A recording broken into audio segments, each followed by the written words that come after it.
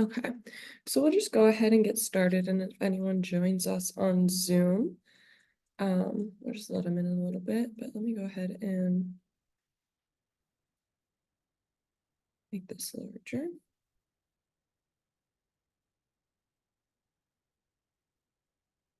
Okay, cool. So the workshop for today is Nerves of Steel, How to Overcome Test Anxiety. And my name's Madison. I'll be facilitating it today. And I'll just do a brief introduction here. So, like I said, my name's Madison. I'm the Academic Coaching and Engagement Graduate Assistant for SARC, and SARC is our Student Academic Resource Center. And we'll talk a little bit more about the services that they have to offer. But currently I am in a master's program for clinical psychology here at UCF. I'm on the thesis track, so I do a lot of research. And then in my undergrad, I went to UF and I got my bachelor's of science in psychology and my bachelor of arts in criminology. So definitely had a lot of tests to do. And a lot of what comes from here is a mix of what research says, what's worked for me, and techniques and resources to help combat test anxiety and help deal with it so you can be successful moving forward with midterms coming up, finals, and then just regular quizzes and tests you guys all have in your classes. So I want to just do a brief overview first about SARC services. So like I said, SARC stands for the Student Academic Resource Center we have here at UCF, and all the services we provide are completely free to UCF students. And these are kind of our four main services we have to offer. So peer tutoring is mainly for STEM courses. There's some business courses, and I think there's a foreign language course as well. And they'll have either group sessions or you can schedule a one-on-one individual session with a peer tutor. We have our schedule on our website, and then it's also on all our social medias. So these courses or these tutoring sessions are going to mainly be about 2 hours long. And if it's a group session, there's no need to make an appointment. You kind of just drop in, show up whenever that session is scheduled for. And it's very laid back. You kind of just show up when you can. And if you can't stay the full 2 hours, you don't have to stay. You can leave when you need, ask questions. Supplemental instruction's a little different. So it's also for those high drop, fail, withdraw courses. So you're going to see a lot of STEM, business, courses within here, but the difference is that they actually meet 4 times a week. So it's going to be with the same supplemental instruction leader, and it's about 50-minute sessions 4 times a week. So you don't have to go to every session. Same thing, you don't need an appointment either. You kind of just show up. And it's structured a little bit different. So the supplemental instruction leader actually is paired up with a professor of the course and attends the classes with you as well. So they have a lot of hands-on understanding of what's going on specifically in that course, and is kind of able to relay that information back and make it a little bit more understandable for the students in the course. And then we also have academic coaching and engagement. So this is what I'm the graduate assistant for. And essentially what these are one-on-one hour-long virtual or in-person sessions. And what you do is kind of just collaboratively assess what kind of academic needs you have with another coach. So the coaches are all undergraduate students, either juniors or seniors right now. And they'll go through different things such as they'll figure out, do you need help with time management, studying, maybe motivation, anything like that. And they kind of help you find resources for that, give you techniques, and kind of serve as like a motivator for you and someone you can check in with. Now, these are going to be bi-weekly, and you would have to make an appointment through our website for that. And then lastly, we have our academic success workshops, which is what's going on right now. We typically have about 6 per semester for the fall and spring, and then in the summer we'll do about 3. And these topics will vary each semester. Of course, today's how to overcome test anxiety, but they really range anywhere from time management. We'll usually always stick with time management and studying. At the end of the semester, we try to do like a finals, like how to prep for finals and stuff like that. Like I said, today is talking about test anxiety and kind of how to combat it and overcome it. So in order to kind of overcome test anxiety, we got to get to the root of what it is. So essentially, test anxiety is a state that we enter when we experience increased distress in reaction to specifically a testing situation, since it's, test anxiety. So it's pretty self-explanatory, but some of the symptoms that people will have that they don't realize is related to anxiety can be physical symptoms. So sweating, trembling, maybe feeling nauseous, chest pain, stuff like that, headaches even. And then you also have that paired with your cognitive symptoms. So this is when these are more symptoms people immediately notice are related to nervousness or anxiety. So this would be like racing thoughts, having excessive worrying, fear, nervousness, and kind of like that panic feeling right before we're about to go into that test. And then as a result, we can have some negative behavioral symptoms. So it could be avoidance. So maybe avoiding studying for the test because it makes us anxious just thinking about having to do it. Procrastination kind of goes hand in hand with that, as well as, compulsive behavior or substance use to kind of cope with those feelings of anxiety. So this kind of leads to the idea of where does test anxiety come from? So there's a bunch of factors beyond just kind of our biological and cognitive. So contributing to it is kind of this fear of failure. So when we're thinking about taking the test, we're really scared about potentially I might fail this or I'm not going to do good. So that kind of triggers if we have some sort of experience in the past and makes us bring it back up and have that idea that in the future we're going to fail again, or we just kind of have that persistent fear of failing. And then we could also have potentially a history of poor test taking skills. So this could have even been in our childhood. Maybe as children, we were told that we weren't the best test takers, and now it's kind of stuck with us throughout our college experience. So kind of having that idea in our head that we're not good test takers can perpetuate that anxiety we feel when a test is coming up. And then, of course, lack of preparation is super big component that kind of leads to being anxious before a test. Because if you're not adequately preparing for it, we're feeling more like we're going to fail or we're not going to do good as we could have done. And there's also this kind of like increased external pressure we face. So this could either be from our family members, our parents, our loved ones, or even just ourselves. Like if we want to go on to graduate school, maybe, or do some sort of program where GPA is really important, having that idea in our heads that we need to maintain a high GPA can kind of increase that pressure that we place on ourselves. And that leads to increased test taking anxiety. And then the last one, which I think a lot of people might be able to relate to, is identifying with the outcome of the test. So what this kind of means is placing your self-worth in how you do on the test. So basically thinking if I get a C on this test and F on this test, that means I'm a failure, which obviously doesn't, but it's very easy to kind of slip into this mindset when we're going into taking a test and basically placing our value with our performance on the test. And then another thing is that test anxiety is also kind of just a side effect of caring. So whenever we experience anxiety, it's typically because the outcome of a situation is important to us. So whenever going to a test, it's extremely important that we want to graduate college. We want to do well in our classes to be able to do so. So kind of a side effect of that is feeling anxious.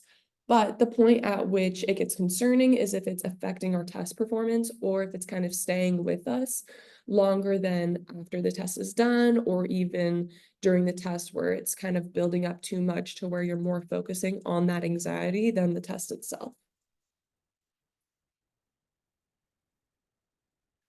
So this idea is kind of like, how can I overcome my test prep or my test anxiety if I have all of these contributing factors to it? So one aspect to this is going to be adequate preparation. Now, this isn't the end all be all, but it's definitely a good starting point. So this is kind of just going to be going into a few brief study and time management things that we can do that hopefully when test day does come or the day before the test comes, we can kind of feel more at ease with how we feel going into the test. So this is kind of going to the study strategies portion of it. So Utilizing effective study strategies is going to help you learn and retain the material better. So I put 3 here that I think are really important takeaways.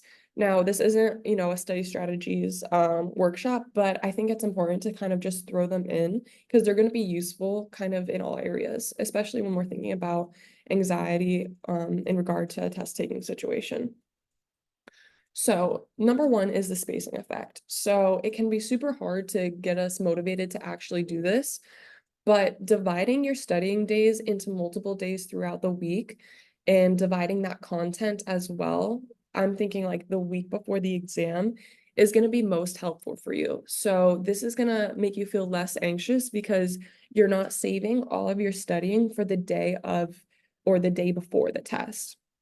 So that's going to leave you feeling less overwhelmed, and it's going to help you honestly learn and retain the material better. So when it pops up on the test, you understand what's going on. And then this kind of goes hand in hand with the spacing effect. So breaking down that material. So instead of just saying, okay, I have a week before this test is coming up and I need to study chapters 1 through 7. Instead of just sitting down at your desk and being like, okay, let's get this all done today. Think that day I'm just going to study chapters 1 and 2, and then figure out what specific concepts from those chapters you need to know, definitions, or whatever kind of content or material you need. And then the next day you'll move on and say, okay, now I'll do 3 and 4, and then 5 and 6, one day for 7, and then put it all together. So this not only helps you learn the material better, but it also makes you feel less overwhelmed because for that day, you're thinking, my only goal today is to study chapters 1 and 2. So rather than having 7 chapters kind of floating around, feeling like you need to do all of that right now, it helps you realize, okay, it's more manageable. I only have 2 chapters to study and learn today. Okay. And then the last one is really more so a specific technique you all can use when you are studying. So what this is called is active recall. So this is essentially engaging your brain by creating your own answers to questions out loud rather than kind of just reading the book or reading your notes and then just like in your head being like, oh, okay, I know that this is the definition to this. So I think a common way people will do this is through flashcards, which is super helpful. So you'll just put the concept on the front, the definition on the back, or the material on the back. But rather than just looking at the front, looking at the back, you actively out loud say your answer to it and then read the actual answer. If you got the answer wrong, but if you got the answer right, then you're good to go. So yeah, just kind of engaging in active recall. So you're bringing the content and the memories of the concepts yourself rather than just reading them in a book.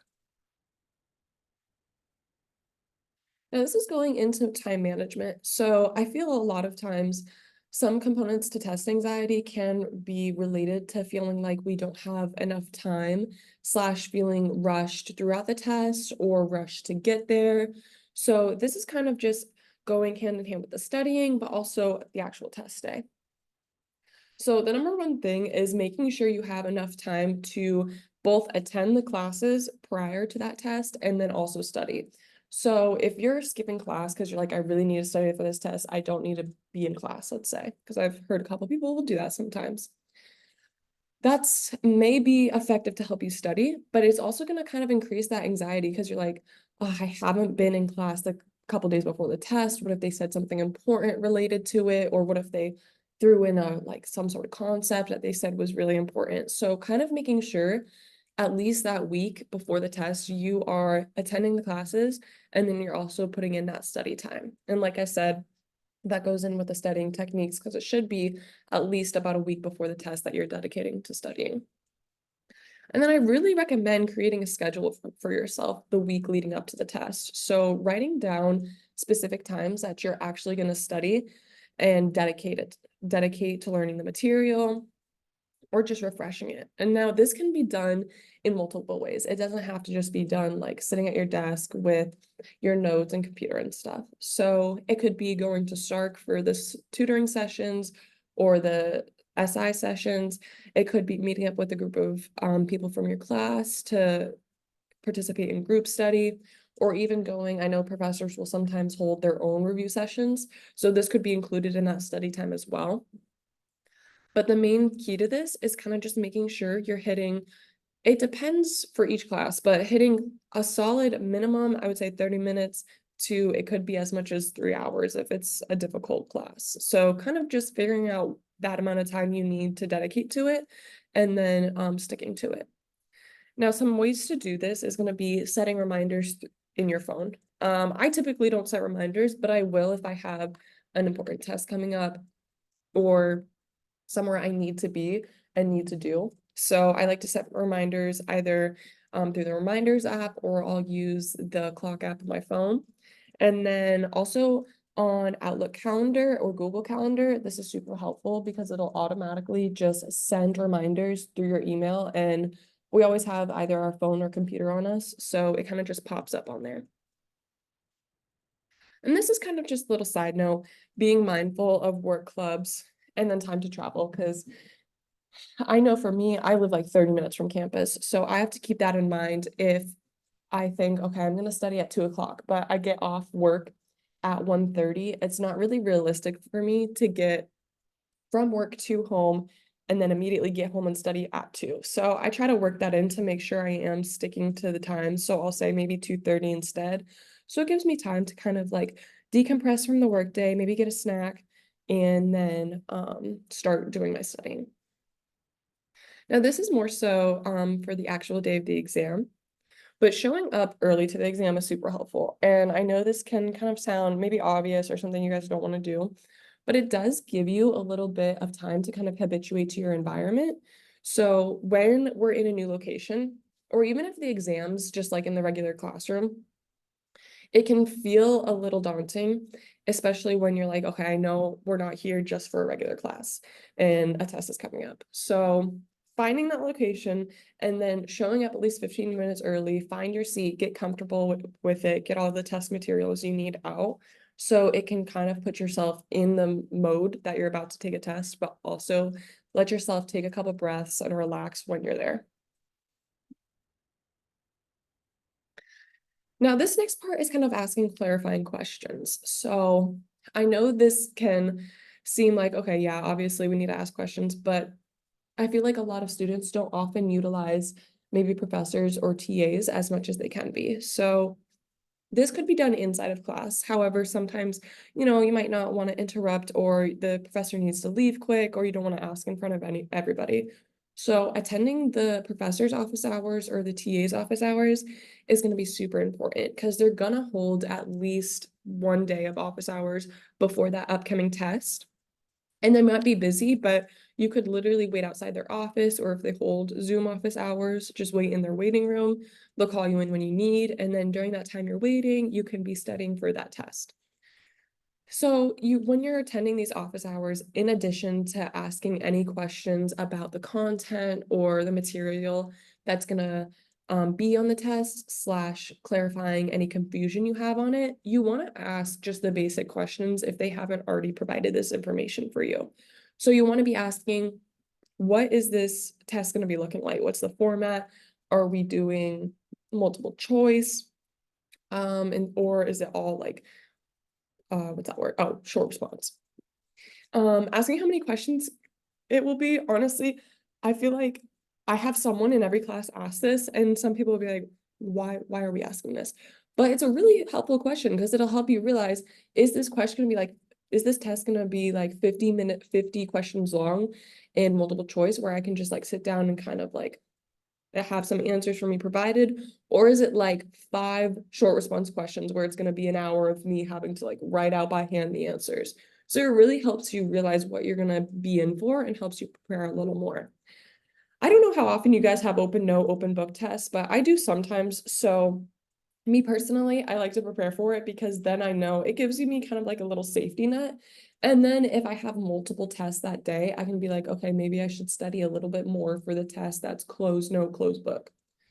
And then how long you have to take the exam is super important. I have some professors that I'll have the 3-hour class, but they'll be like, okay, typically class is 3 hours long, but you're only going to have like an hour and a half for the test.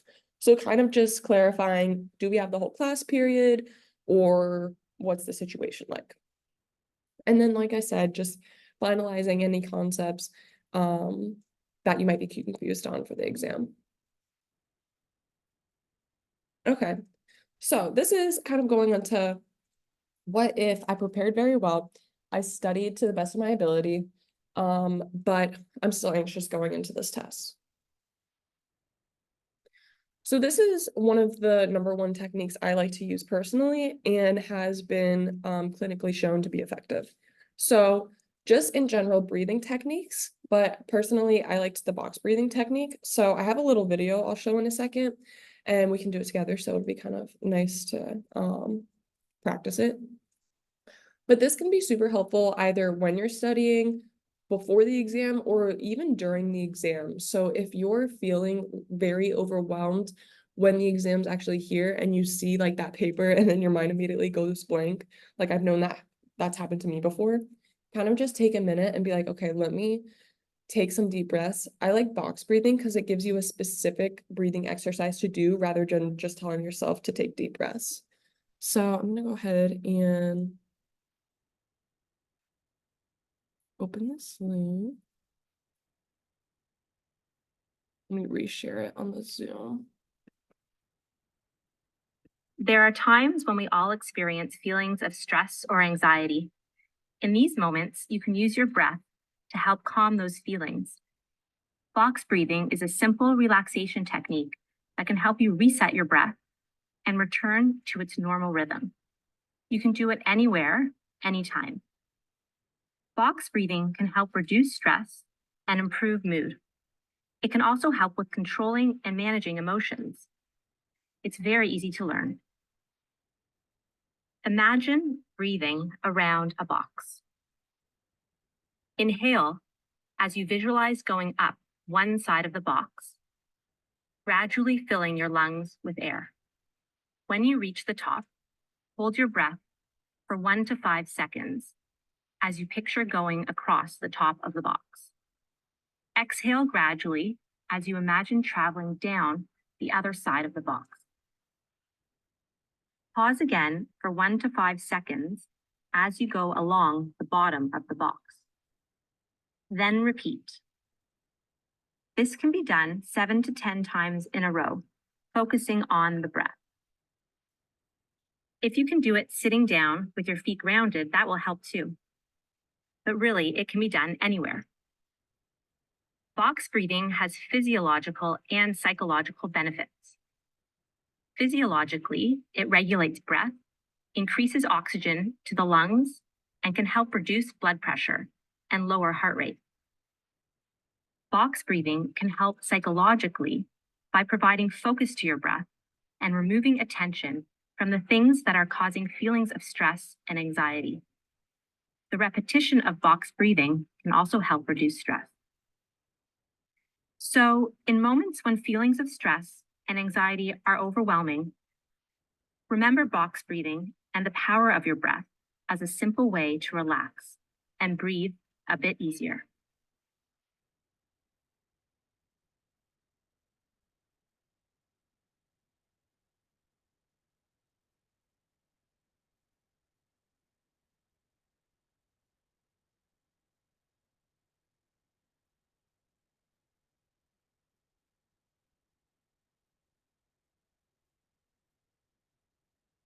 Right. So I know that was a short little video, but I do think it provides a good visualization of how to do box breathing and then breathing exercises in general. And I know some people might feel like if they're in the middle of a test, they may not have the time to take a minute to take some deep breaths, but honestly, it takes genuinely less than a minute to help you kind of become more calm and then get your heart rate back to kind of a normal place.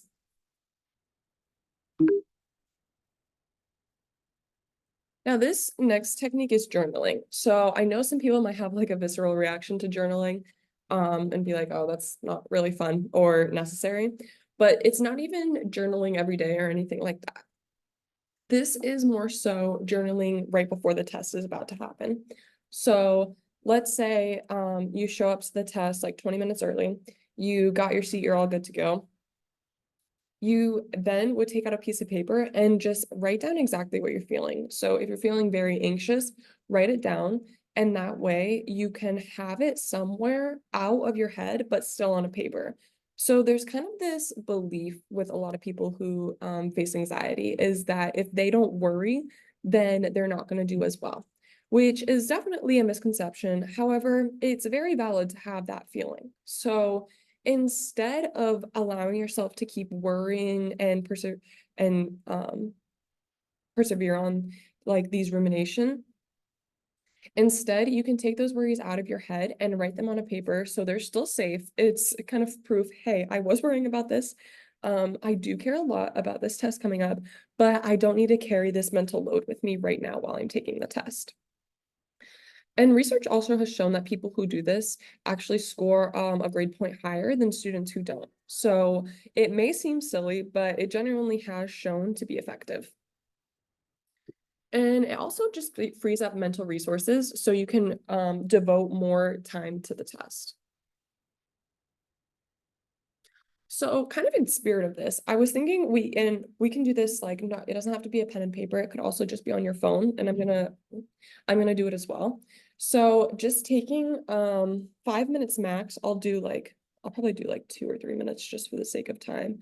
Um, but kind of picture yourself going into a final exam or midterm and writing down any feelings that you feel like you would experience. So anxiousness, nervousness, maybe being upset, or it could be the opposite if you feel like you do really good. But typically there's a lot of pressure, especially if you have a specific grade you need to achieve. So I'm gonna set a timer. I'll do like 2 minutes or I'll do 3 minutes. And kind of just take a minute to write down what you're feeling and we'll reconvene in a second. I'm also gonna charge my laptop.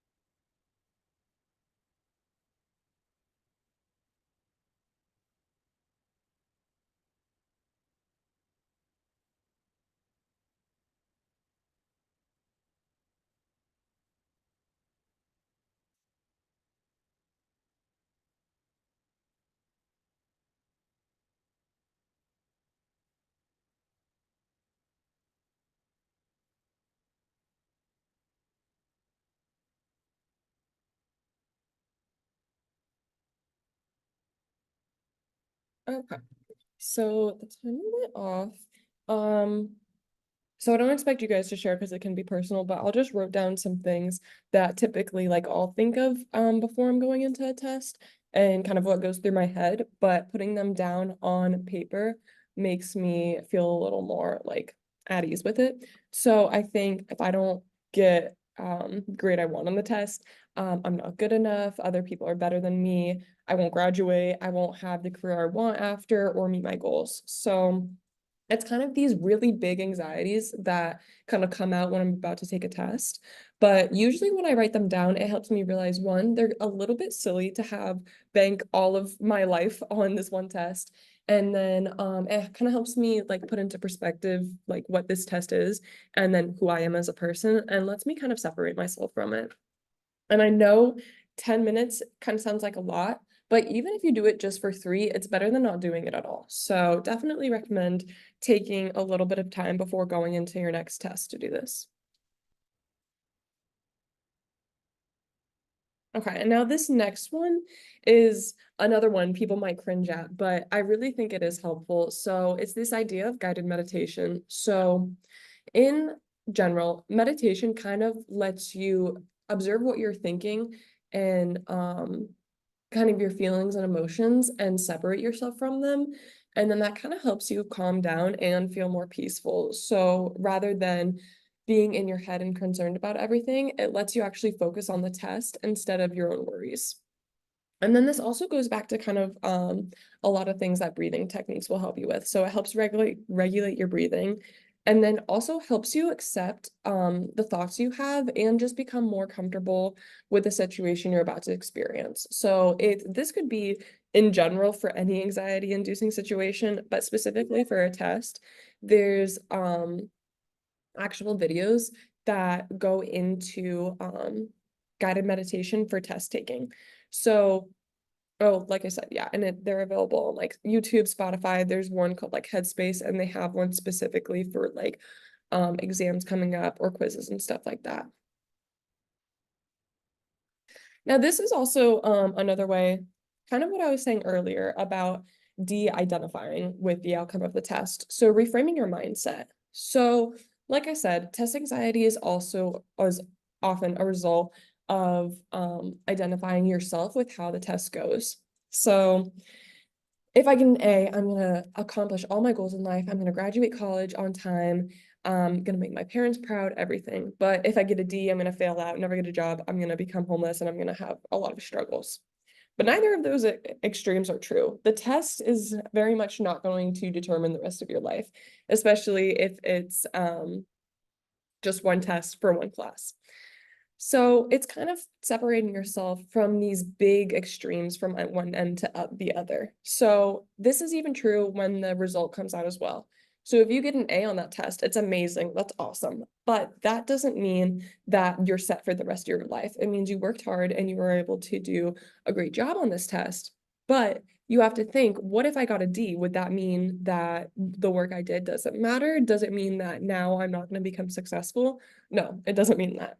So kind of forcing yourself to think of the test as kind of another adventure we're taking in college. That's kind of a challenge we all have to do. I haven't met a college student that hasn't had to take a test. So thinking of it as a challenge you're going to take on rather than something you kind of like have to endure and get through helps you kind of de-identify with that outcome and just reframe your mindset so you're not dreading that day that you're going into the test. Okay. Now this section is kind of, I like to call it like just a little survival guide to test anxiety. So it goes into what you're going to do the day before, the day of, and the day after the test. So the day before, or the night before, should I say, I really emphasize sticking to a regular sleep schedule. So a lot of people will either think, okay, I need to go to bed really early so I get a good night's sleep for the test. So I'm going to be in bed asleep by 9 p.m. Now, while this sounds great, it can actually lead to some worse results. So if you're trying to force yourself to go to bed at 9 p.m., but you generally don't go to bed until 11, you're essentially changing your sleep cycle and you're kind of just forcing yourself to lie in bed and ruminate or worry about that test. So I recommend don't force yourself to go to bed extremely early. Now, if you normally go to bed at like 2 a.m., maybe push it up an hour. But if you're completely changing your sleep cycle before that test, it's kind of going to throw off your circadian cycle. And it's not necessarily going to make you do worse, but it's kind of going to give you an extra thing to worry about. Or if you find yourself not being able to sleep because you're in bed so early, that can also lead to a worse night's sleep. But I also really recommend not staying up all night to study for the test. Even if you like did the whole week of studying and you're like, I just want this one extra day, pull an all-nighter to do very well and make sure everything's good to go. This is also not the best because one, you're not going to get much sleep.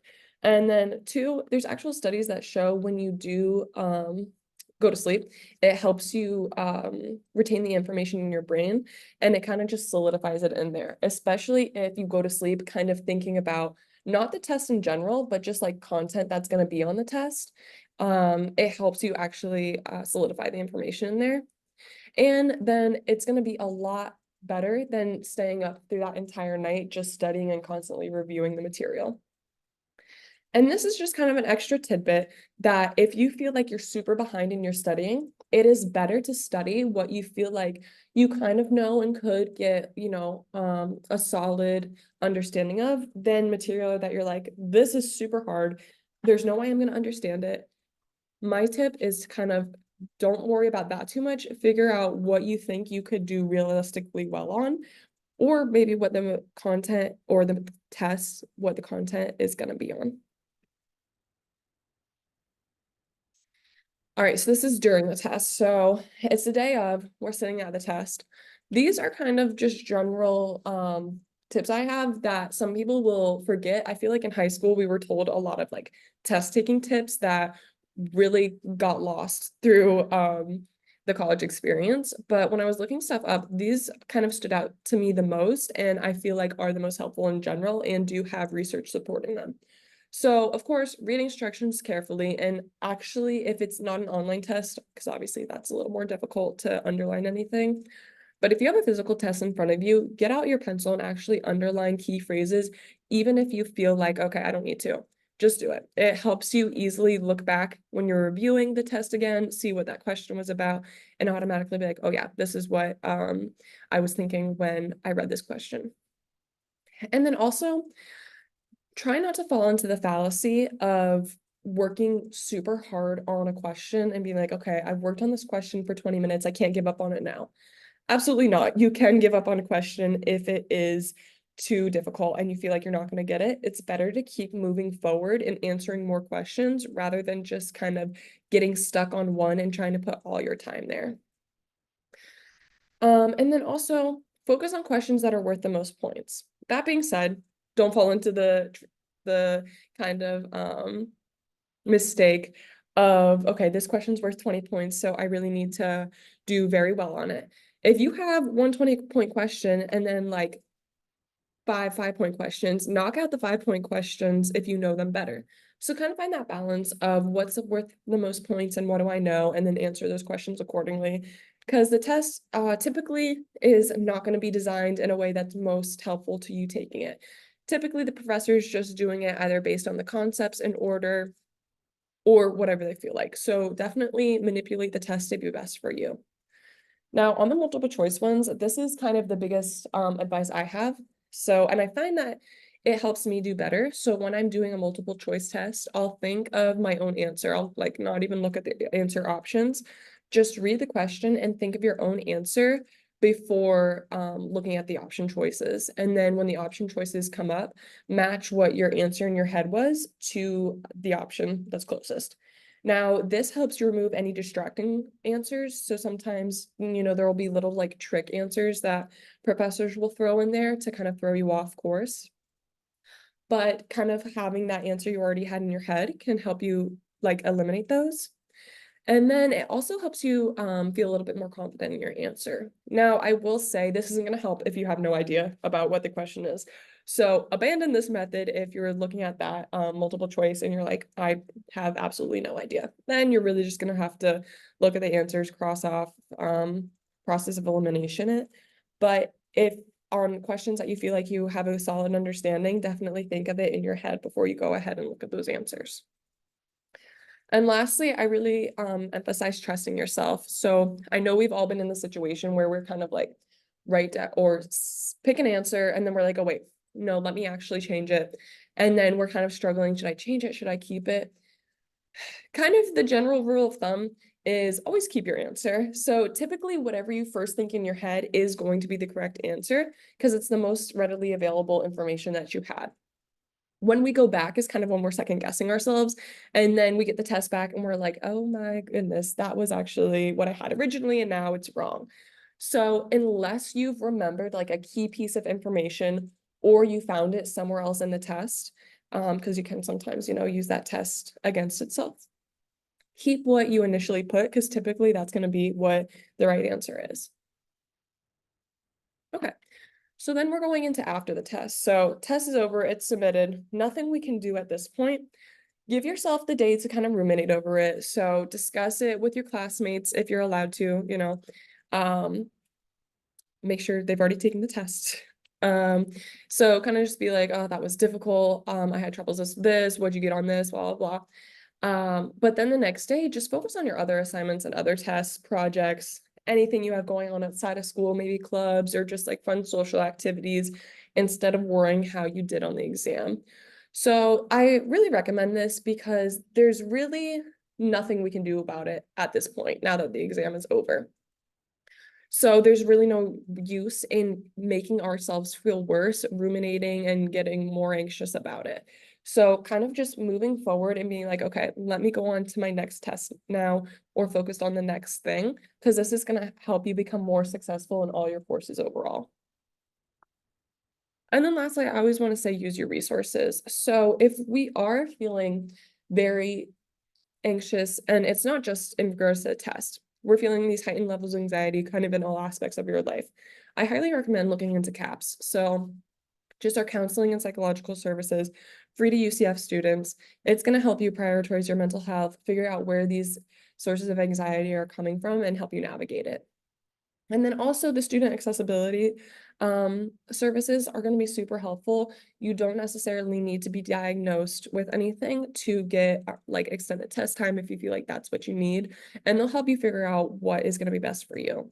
And then of course, I always recommend SARC because they're super helpful in kind of just figuring out the material if your course is with our SI program or peer tutoring, but also if it's not, figuring out what study strategies are going to be best for you through ACE coaching or just the workshops like this, hearing kind of from an outside perspective, some general tips and tricks. So this is kind of just a general summary. So kind of a refresher on everything I was saying. Test anxiety is a very normal part of caring about that exam and how you do. However, it is at a point can get excessive and let us kind of be more overwhelmed with the anxiety we're facing rather than the actual test itself. And it can come from various parts of our lives, rather from it could be a biological natural response we have, or it could be due to external pressures, our parents, ourselves, and anything from like our behavioral to our cognitive aspects. But one way to reduce it is adequately preparing with effective study strategies, time management skills, and then also engaging in those relaxation exercises that I mentioned. So we're talking about the breathing exercises, guided meditation, things of that nature.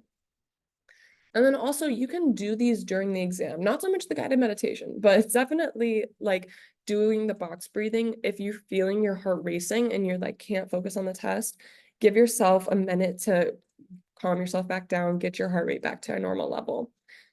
And then also separate your self-worth from your grades because they are just two distinct aspects, and who you are is not going to be reflected in what grade you get on a test, even if it's good or if it's bad. And then lastly, I do recommend using your resources. There's so many UCF has to offer apart from what I just put in this slideshow, but I definitely think SARC is always a good place to start, even with one of your academic coaches, if you are trying to find more resources that are more geared to what you're experiencing. Yeah, so with that, if you guys don't mind filling out an evaluation, so we always try to make our workshops better. For Zoom, this is the link. I can drop it in the chat for you guys as well. And if anybody was mandated to be here for any reason, it's also going to be the same link, so you can put who needs to know that you were here, so we can let them know as well. Yeah, and I also can take any questions if anyone has any. If not, everyone is free to go. Cool. Do you feel like you got something out of that, Oh, or? yeah, I really appreciated learning the box reading, and then you said you were a part of the ACE team. Yeah. I'd like to definitely like explore that out. As well. Yeah, definitely. If you type in UCF SARC, just like in Google, we're the first link that comes up, and on like the home page, it'll show you how you can sign up for like an academic coach. And then you could meet over Zoom or you can meet in person. It's really whatever you prefer. Yeah, I definitely appreciate the in-person aspect of it, but I really like that. And then I just wanted to make sure I had to be here. Okay, yeah. I definitely enjoyed it, but do I go through that link? Yeah, so that'll be the same link. Whoever, like, for whatever reason you would be here, just put their name, or if it's like for a professor, put the professor's name and course Okay. in that box, and then you'll be good to go. We'll email them and say, just make sure you put your name in there and say this person attended, stayed for the whole time, and they're good. Thank you so much, Vance. You have a nice day. Yeah, absolutely. You too.